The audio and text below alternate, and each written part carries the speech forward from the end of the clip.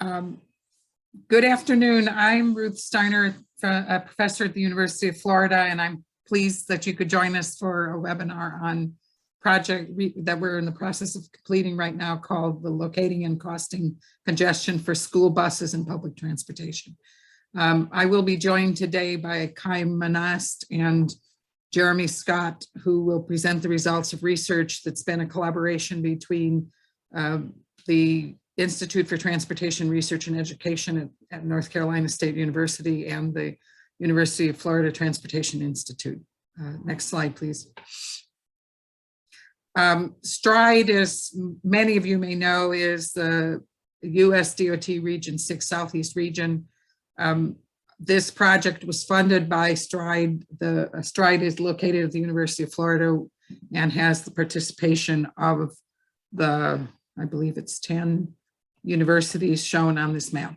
Next slide, please. The agenda for today is pretty straightforward. This shouldn't surprise you. We'll do a little bit of introduction of the team, talk a little bit about why this research matters, how we conducted the research, what we learned, the next steps, and then there's opportunities for you to, for us to respond to questions. Undine has requested that you put your questions into the chat, and we have left some time at the end for everyone to participate in question and answer if they please. Next slide. The team members here, there's 3 presenters today, but we're all supported by a much larger team both at NC State and a slightly smaller team. The 2 UF team members are graduate students. So for those of you in a position to hire, let me know. Andre is an undergraduate and Juan is graduating in December. So if you have any questions, I'll be happy to talk to you about their work. Next slide, please. So in putting together this project, we have been responding to something that's been in the literature for a long time.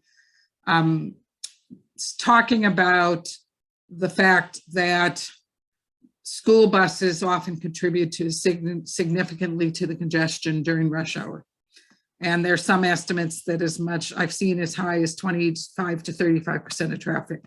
Now, we're not going to answer that question for you, except that began this motivation to ask the question of how many hours of delay does your transportation agency experience from recurring congestion, and how much of this delay really increase operating and capital costs. And in particular, we're focusing on the role of buses. Buses are kind of interesting because they offer the opportunity to carry many more people. At the same time, they are subject to the same congestion that other vehicles on the roadway during the times that they're most intensively used. And so the question is how much do you really know about where that delay, how much delay there is and where it's located? And that was what motivated. And then finally, how does that impact ultimately, how does that impact your ridership? Next slide, please. So the background of this really is increased costs for users, really including transit and school bus operating. And increasingly, both of these vehicles can be used to decrease congestion because they carry many more people.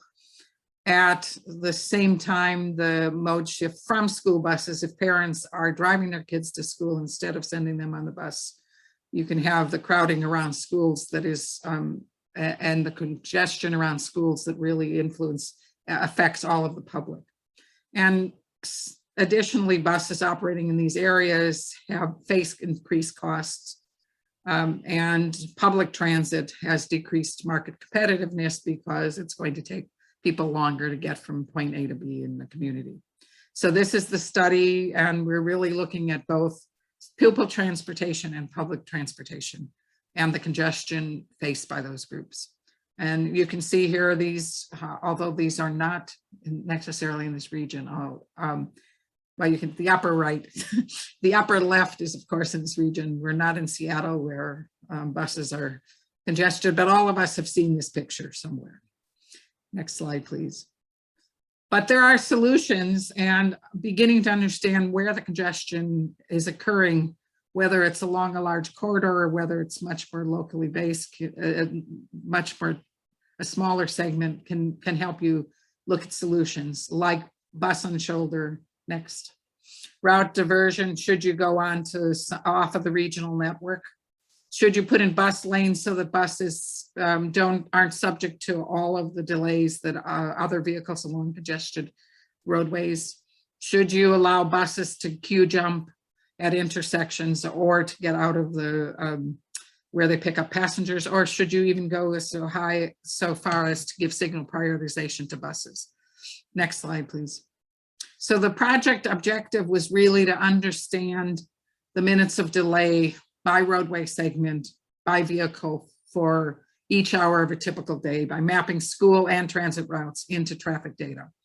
And then I used that to quantify the cost of congestion on the bus system, both the public sector transit system and the school transportation system.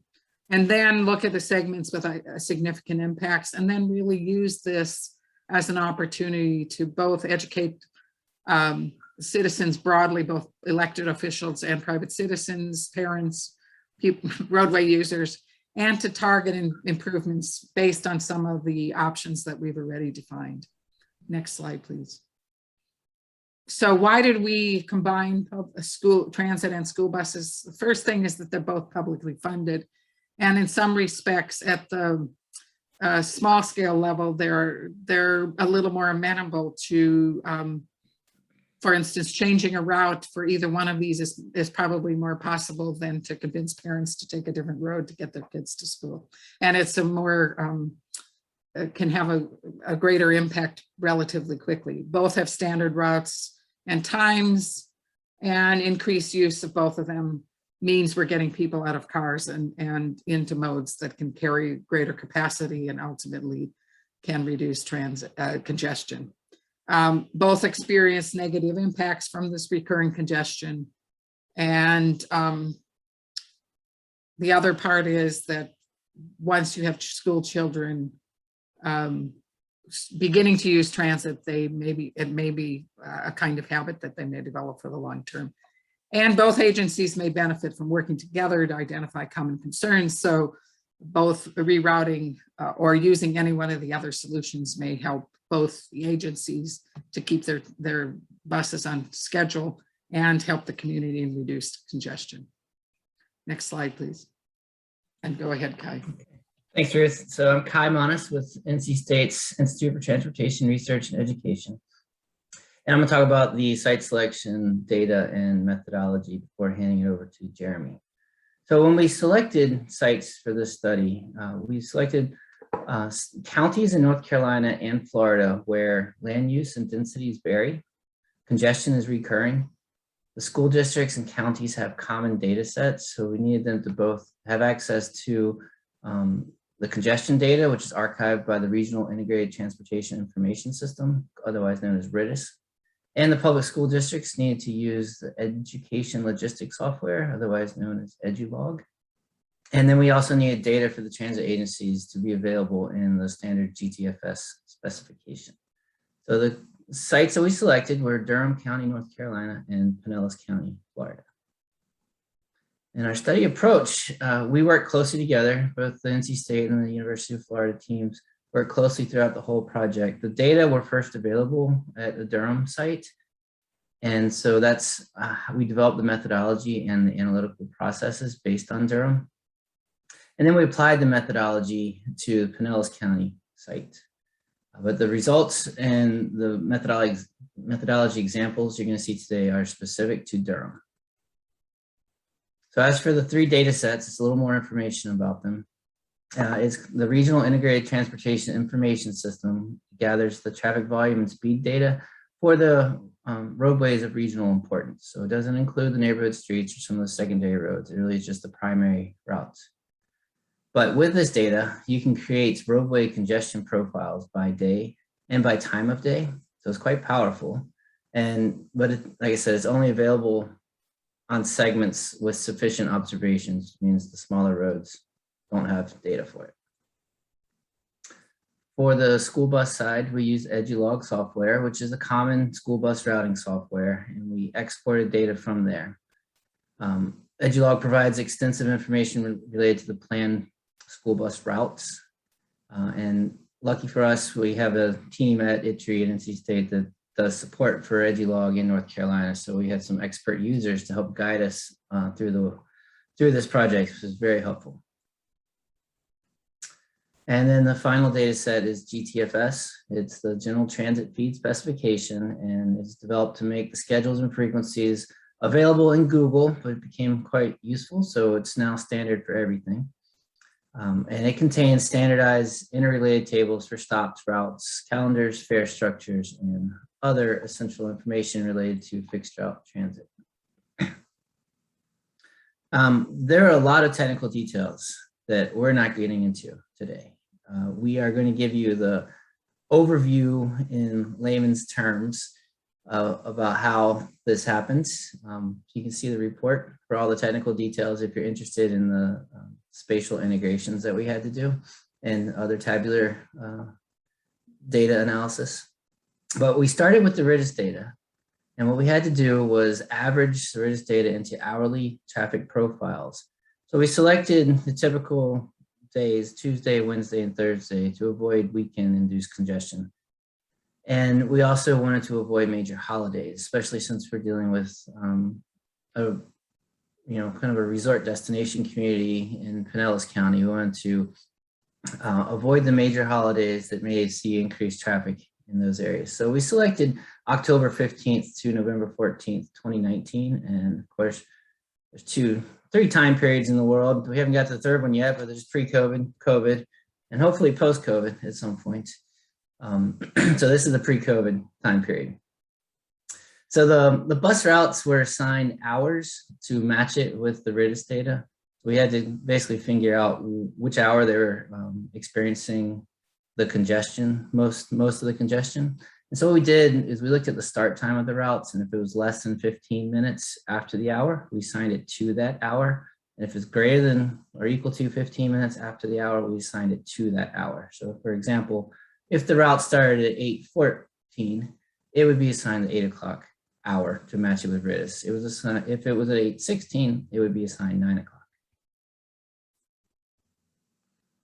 And so with that in hand, we looked at the school bus data from Edulog. We know the route locations, and then we figured the school bus counts by hour along all of those route segments. We did the same with the transit buses, the locations and the transit bus counts by hour. And then we matched it to the RITIS roadway segments where we had the congestion data by hour. And that gives us a result of bus delay and frequency by segment by hour. That segment part is very important, so I'm going to get into that detail. So let's say this is your example roadway network, where the horizontal line is your main arterial street, and you've got some secondary streets that are intersecting with it. So in this case, two from the top and two from the bottom.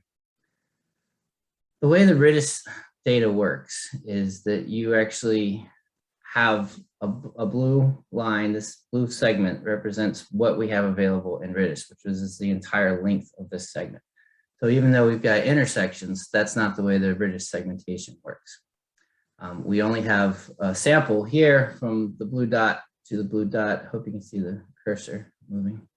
And let's just say that this is a 5,000 meter long segment, and the delay at 7 a.m. is 5 minutes. Now we know that buses aren't necessarily going to travel the whole corridor. They're going to enter and exit at different places along the corridor. So we had to account for that by essentially disaggregating the RITIS data using street intersections. So for each street intersection, we split the RITIS segment, and then we assigned each of those resulting segments a delay based on the length of that new split segment compared to the length of the entire segment. To make it easy, the street network is represented by these black dashes. So there's 10 black dashes here. And if we have 5 minutes of delay and we need to divide it into 10 individual segments, then each segment gets 30 seconds of delay. So each one of these black dashes represents 30 seconds of delay. And that way, we can account for a situation like this, where the school bus comes in from the top, enters a segment, mid-RITIS segment, travels 6 black dashes, and then exits. And so in this case, we wouldn't want to assign all of the delay for the RITIS segment to the school bus because it's only on the segment for 6/10 of the RITIS segment. So we'll assign 6/10 of the delay to this segment, and that's going to get us about 3 minutes of delay that this school bus is experiencing at 7 a.m. And that's simple, but then it gets more complicated because we have a mesh network of multiple transit routes and school bus routes going over the same RITIS segment every hour. So taking the top green line, which represents a transit bus, it enters from the top and then exits after traveling 8 individual of those black dashes. And then the next transit bus down travels the entire RITIS segment. So it gets all of the delay. And then the 2 school buses, they enter and exit at different points, but they both travel 6 individual of those black dashes, and say they both get 3 minutes of delay as they travel on the segment. So the segment for RITIS has 5 minutes of delay, but when you calculate the delay experienced by the school buses, it's actually 6 minutes because it's 3 plus 3 because there's 2 bus routes. And for the transit bus, it's 9 minutes of delay. They get 1 bus that experiences all the delay and 1 bus that gets 4 minutes of delay because it's only on there for 80% of the RITIS segment. So with that segmentation, there's very few slides that apply to weeks and weeks of work in GIS that I think Juan and Jeremy can attest to. We get these outputs. So RITIS is where the congestion data is. You see that the network just includes the major roads. EduLog is the school bus data, and as expected, school buses serve into the neighborhoods.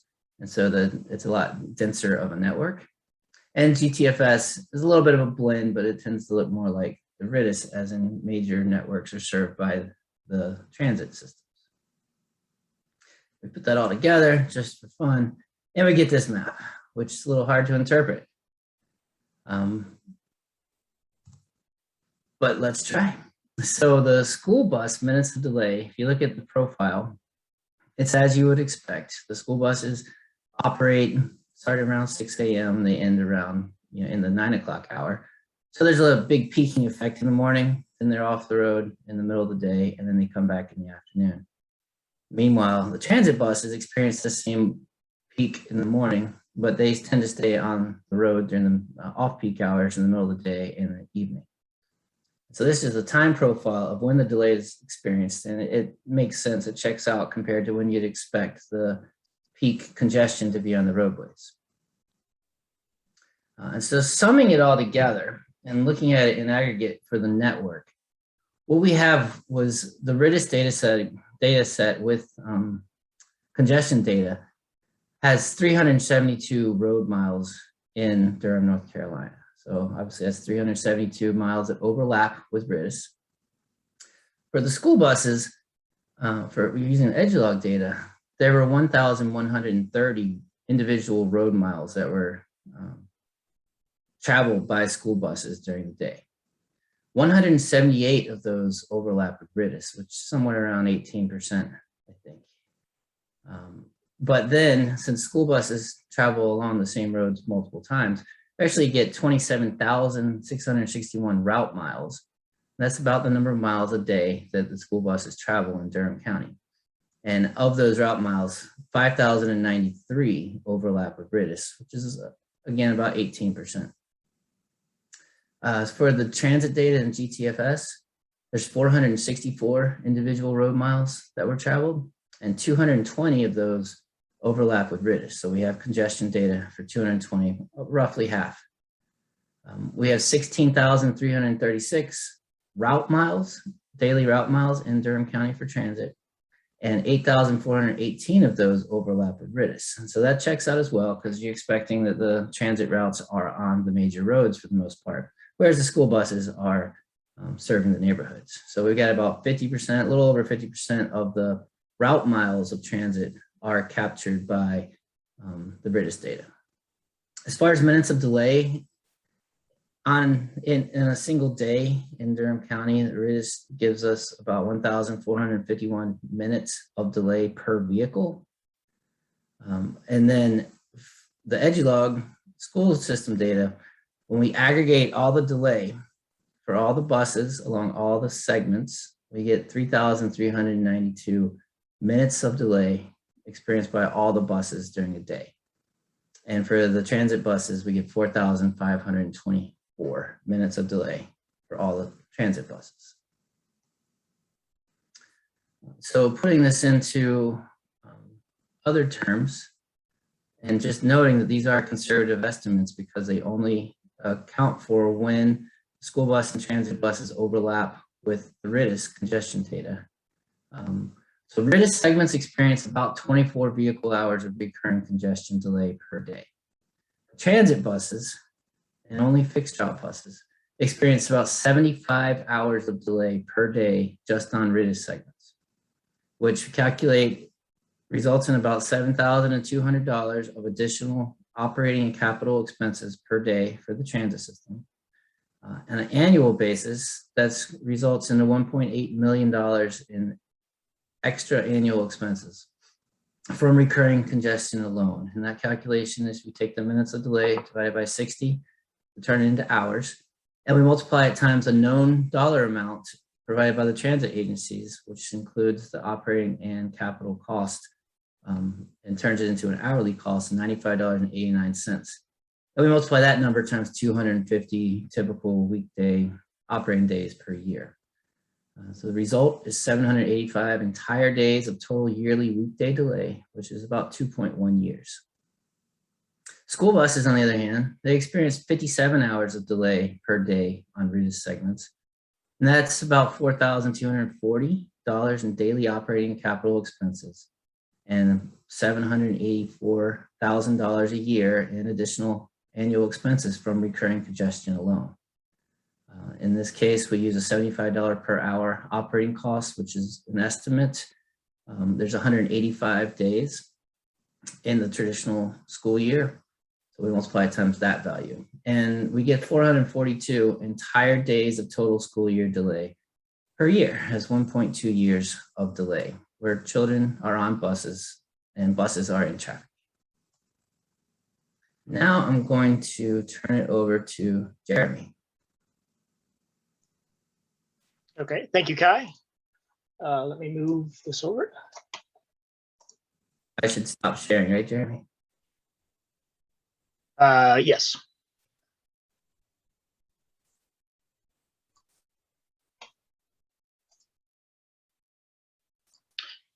Okay, so you should see now a cost of congestion mapping application. Is that correct?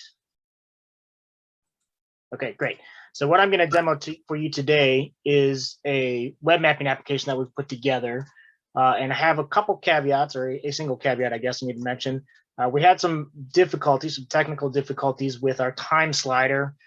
So the times that you see at the bottom right now, they're kind of mixed up with the actual times, the data that's showing. So when we get that figured out, we will be more than happy to share out an updated link and provide that to you at that time. So just keep that in mind. The times are a little mixed up. Another thing to keep in mind is the RITIS data itself. There are some issues where we have RITIS features, spatial features, but we don't have any RITIS congestion data. So you'll see these dashed lines throughout the map. So that's where we have RITIS features, but no congestion data. So we couldn't calculate any impact on the school buses or any congestion data in general, but we at least wanted to make sure that we weren't creating gaps in here that make it look like roads were missing. And the other attribute to think about and consider is the cases where the travel speed exceeds the free flow speed. So in those cases, there's obviously no congestion. And we set that to just be 0. Anywhere where the travel speed was greater than or equal to the free flow speed was 0. And so then where the colors are will indicate where there is congestion and what level of congestion. The 4 layers that we've created. The first one that we've done is just the base minutes of delay per vehicle per mile. So let's go ahead and just run through just a quick animation. So once you're in here, you can start the time slider, and it'll show you the time at the bottom, and then change the segments and what the congestion is at those times a day in a single hour. This application will allow you to zoom in, so we can see there's some congestion which we would expect in downtown. You can pan around. You can pause the time slider. You can also look at time periods rather than a single hour. So if you wanted to look at the, say, 7 to 9 o'clock hour, you can do that. But really, it just works best for single hours, just to watch where congestion increases and decreases throughout the day. So again, this just shows you the minutes of delay per vehicle per mile. So we then took that data, and for each of these RITIS segments, we multiplied that by the number of school buses on those segments to calculate what the total cumulative minutes of delay were for those school buses. And I'll show you what that looks like, just keeping in mind that the, oops.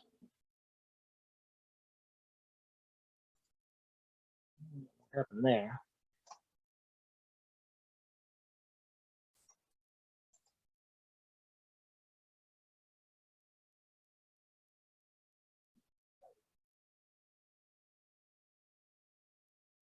So we can see it's changing slowly, so you can change how quickly the animation moves through the hours.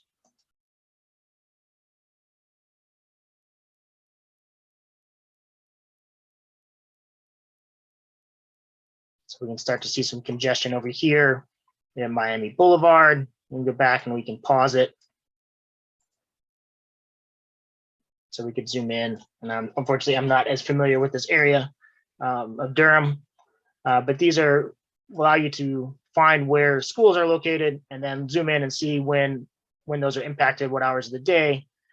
We can do the same thing for your public transit vehicles.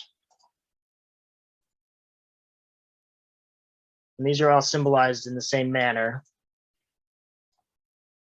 So red is high congestion, more congestion, whereas green is low or zero congestion.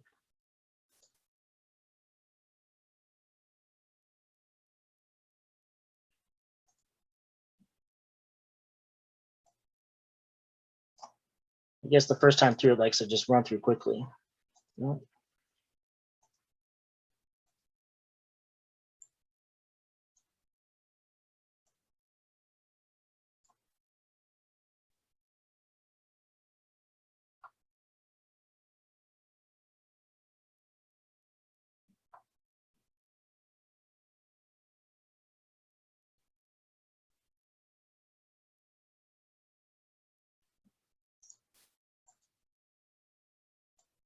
So this is, we think, a great application, a great way to display this information. Ideally, there'd be other opportunities where public transit officials or school bus officials could download this data and import it into their software, and then use this to think about, different ways to address where their buses might be impacted by higher levels of congestion. And then the fourth one we did is where we added the school bus and public transit congestion together. And so we can see the total impact on all buses throughout the service area of interest.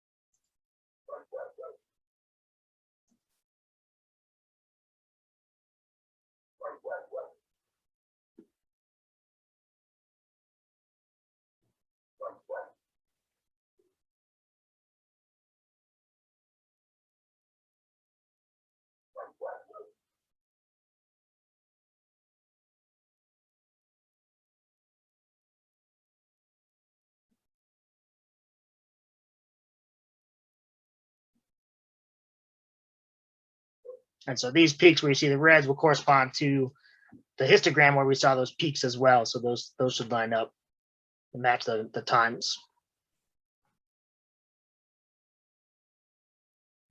So this will be available at the web address above what you see right there, transitportal.org, costofcongestion.html,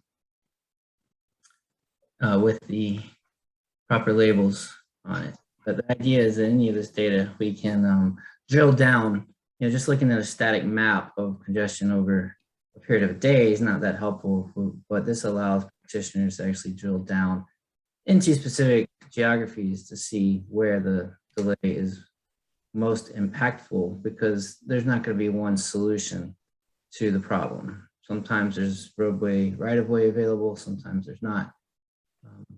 But this allows them to explore the data.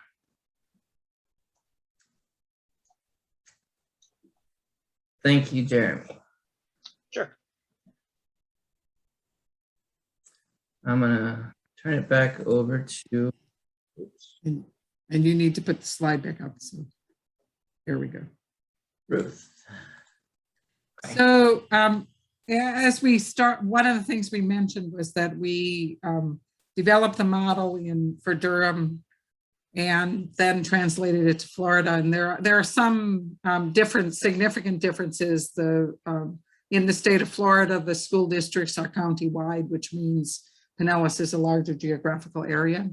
But we also ran into some problems with GIS, and those of you who are using GIS a lot probably can relate to this, is that we had a challenge with roadway reference layer, identifying one that mixed well, and it created some challenges because we weren't able to get a perfect alignment between the RITIS, the GTFS, and the edge-log data.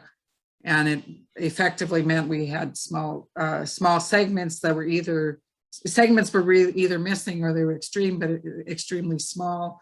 And we would have loading of, we would have small segments like 1/10 of a mile that would have huge amounts of congestion. And obviously that ended up meaning that the calculations are not what we would expect them to be.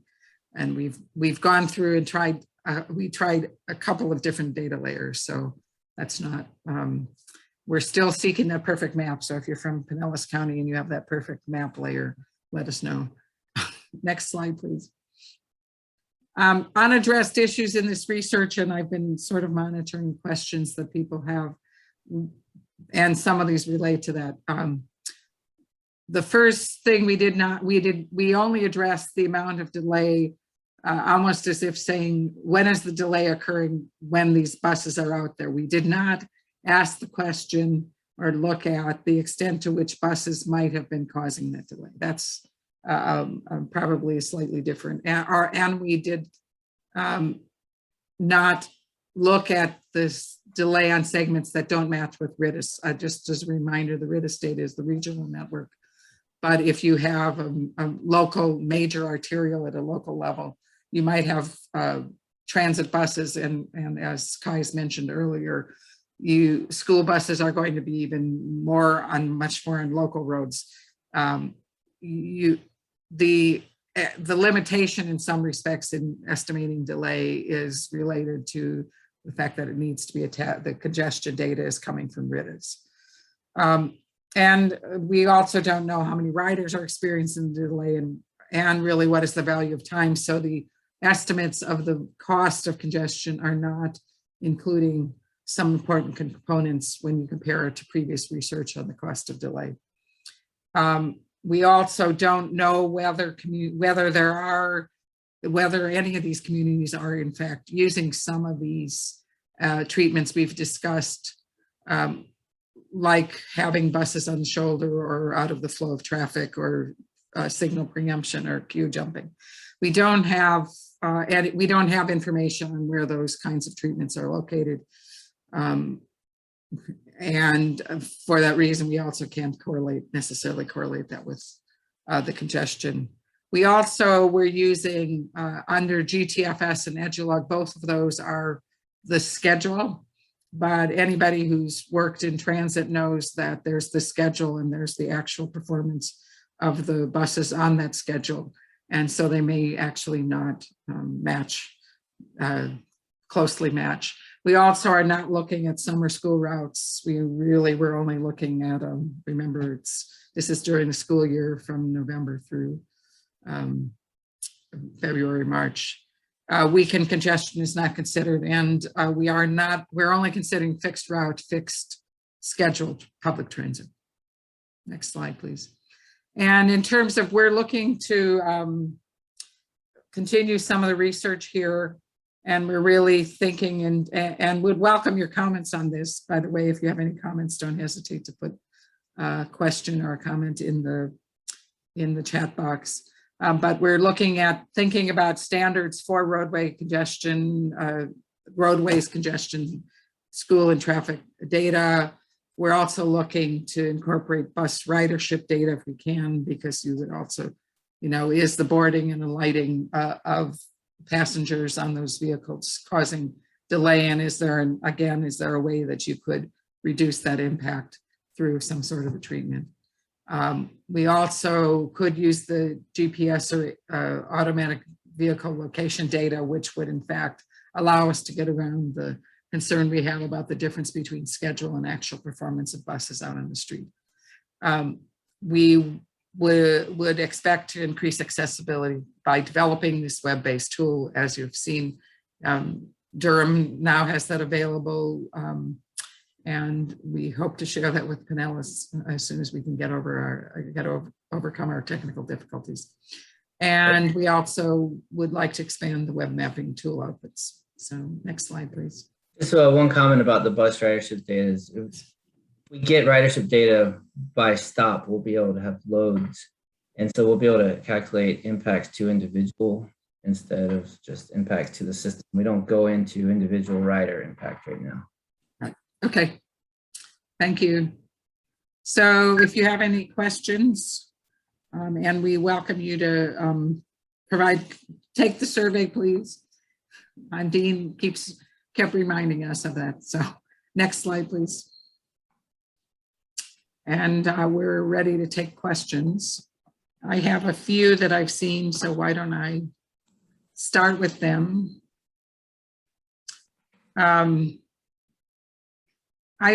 First question is about Hillsborough County Public School buses, grades 6 and below with hazardous walking conditions. And the question is, I wonder how the cost of busing grades 6 and under due to hazardous walking condition compares to the cost of parents driving students, increased congestion, and costs due to crashes, injury, and property loss. We were dealing more with, we're dealing here more with the cost of congestion. Many years ago, I conducted some research with another researcher in North Carolina, Noreen McDonald, on the fiscal impacts of encouraging walking and bicycling. So if anybody's interested in that, I can send it, but it's called, the article is, McDonald is the first author, I'm the second. It's called The Cost of School Transportation, Quantifying the Fiscal Impacts of Encouraging Walking and Bicycling for School Transportation. That was another STRIDE project that actually got one of the participants, the school planner in Durham, Matthew Palmer, participated in that research. So another question is, does the delay calculation account for school or bus transit stopping on the corridor for boardings and departures? And the answer is no. Stopping in both directions and allowing for pedestrian crossings. I would say that we would know, and I'll let Kai answer that question. Does it account, Kai or Jeremy? Does the calculation count for school bus departures, stopping traffic in both directions to allow for pedestrian crossings? To the extent, I would answer that by saying, to the extent that we know how much congestion there is on any segment, that anything that causes delays would be included in that. But it would be difficult to isolate that out from other data. So that's correct. We only know congestion is there. We don't know why it's there. Okay. I did have a follow-up, and I'm wondering if busing would be a better alternative if cost savings do nothing. This is this goes back to the hazardous walking conditions. What we found in previous work was that if you looked at the cost of having hazardous walking conditions, sometimes can be very expensive to accommodate pedestrians and bicyclists. So for those of you not familiar with hazardous walking conditions, it's a situation where there's specific criteria in state legislation in Florida that says in the presence of a certain volume of traffic and absence of adequate pedestrian sidewalks, local school district can declare hazardous walking conditions. And then the school district will provide busing. The study that we did many years ago tried to understand the direct cost. And one reason, the challenge was that once a place is defined as having hazardous walking conditions, you end up not necessarily having the right incentive. So that's one issue. But the other challenge is that even if you do invest in a Safe Routes to School project and spend money, it's a complicated calculation because you have to consider parents' response. Some parents may still think it's not safe for younger children, especially, to walk along a major roadway. And so you could invest in providing infrastructure to get kids to school, and parents still drop them off at school. So that is. I had a question that came directly to me. I'd ask, what are some capital costs of transit which are included in the hourly rate of delay? And in this case, the capital costs are just the vehicle cost. So transit system typically needs to create a typical operating cost per hour, and that operating cost needs to include the vehicle depreciation cost. And so for every hour of a vehicle, you get one less hour of its use in general. And so you need to turn the anticipated hours that vehicle can travel over its useful life into an hourly cost, and you add that to your operating expenses.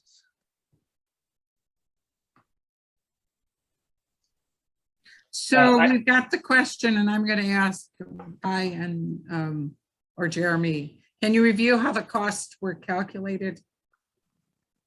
How the value was defined and who's absorbing the costs? The hourly costs? The costs of congestion. What's included in it and what's excluded?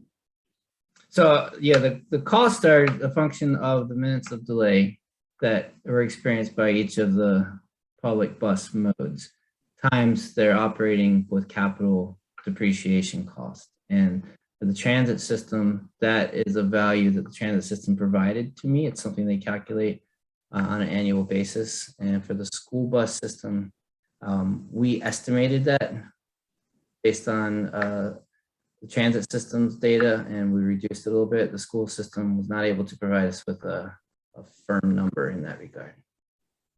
But if going to what I think is the essence of the question, are you also suggesting that we're only including public sector costs, we're not including the cost to the public of being stuck in traffic?